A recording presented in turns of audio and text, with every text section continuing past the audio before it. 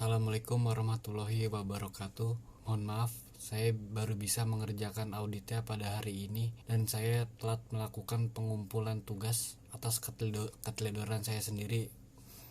Mohon maafnya, Pak. Di sini saya ingin melakukan pengumpulan tugasnya. Saya sendiri, Adi Yulianto, ingin melakukan minta maaf sebesar-besarnya.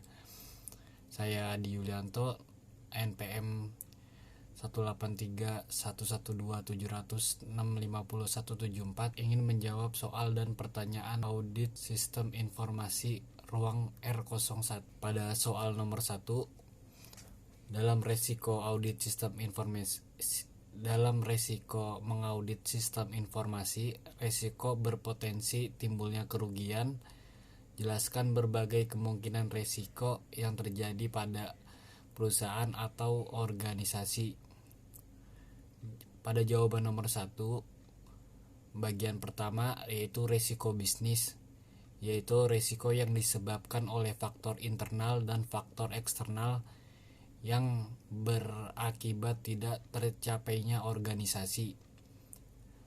Pada bagian kedua, resiko eksternal, yaitu perubahan munculnya perekonomian dan munculnya pesaing-pesaing baru dengan potensi tinggi perubahannya.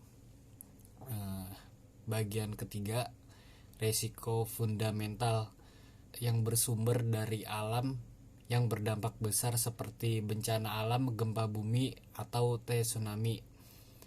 Yang ke bagian keempat, resiko pasar, yaitu pemasaran yang berkaitan dengan proses marketing dan produk untuk lebih efektif penjualannya kepada pembeli. Berikut pada soal nomor 2, jelaskan langkah-langkah mengaudit sistem informasi operasi berbasis Windows. Pada jawaban nomor 2, bagian pertama yaitu log peristiwa dan penelusuran log peristiwa.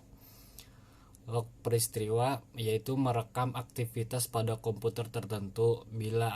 Bila Anda mengkonfigurasi audit dengan benar, hampir semua peristiwa yang memiliki signifikat keamanan dicatat dalam event viewers.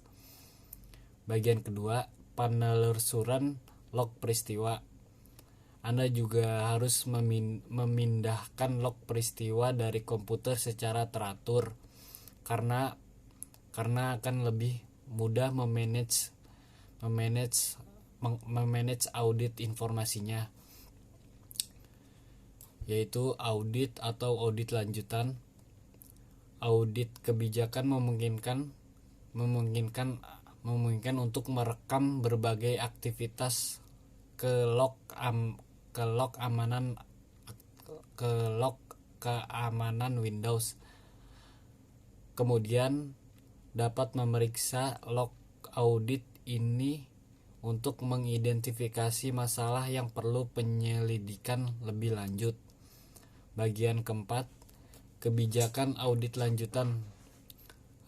Administrator dapat mengaudit lebih spesifik peristiwa menggunakan peraturan kebijakan audit lanjut yang terletak pada kebijakan grup konfigurasi komputer, lalu kebijakan, lalu Windows peraturan, lalu pengaturan keamanan, lalu lanjutan audit kebijakan konfigurasi, lalu audit kebijakannya.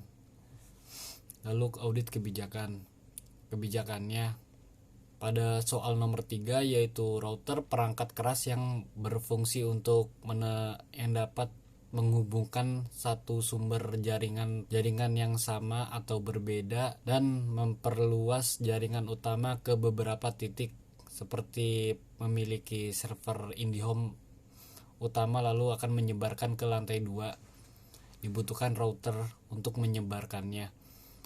Pada switcher yaitu perangkat telekomunikasi yang menerima pesan yang terhubung dan kemudian mengirimkan pesan sebagai sentral sebuah network.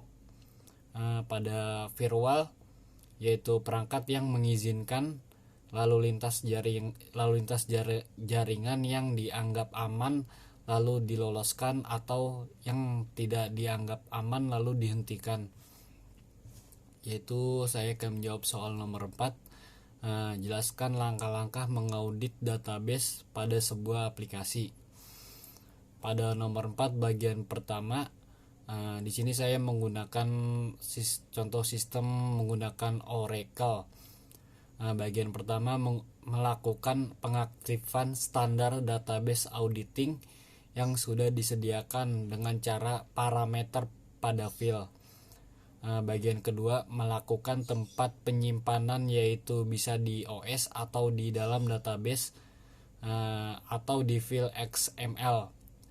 Bagian ketiga melakukan maintenance atau melakukan maintenance audit trial untuk mengenable database auditing. Bagian keempat melakukan record yang ada di kolom dan kondisi. Sekian dari saya, Adi Yulianto. Kurang lebihnya mohon maaf jika telat melakukan pengumpulan tugas auditing.